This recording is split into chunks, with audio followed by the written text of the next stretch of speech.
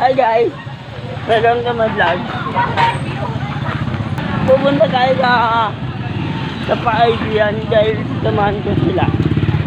Hindi daw. Yan, si Kuya. Tapos unit sa Oo, doon. Basta doon. At dito, naglalakad na kami.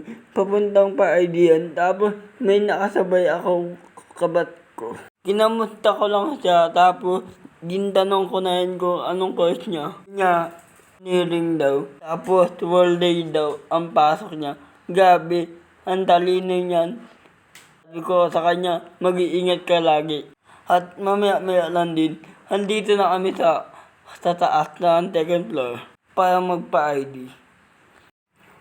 Maya-maya lang din, dumating na yung staff. Sa October pa daw magkakaroon ng pa-ID yan. Kaya umalis na yun kami agad-agad. At dito, tawan-tawa ako kasi hindi sila nakakakuha ng ID.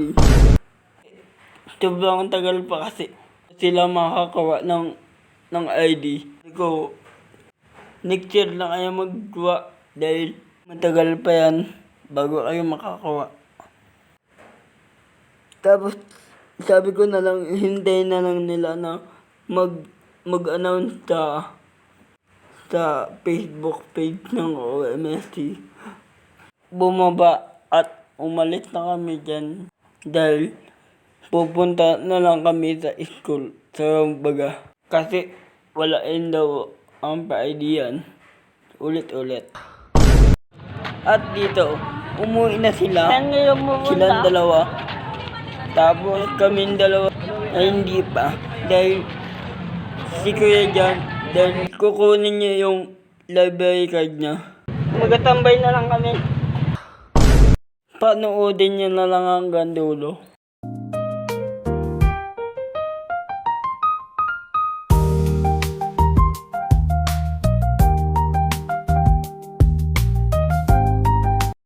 At dito, palabas na kami ng school.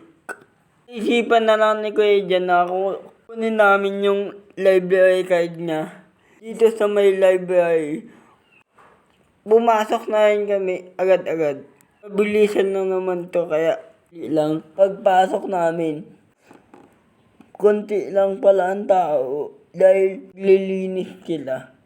Si Kuya dyan nagtanong dyan kasi may kinakausap pa rin sila.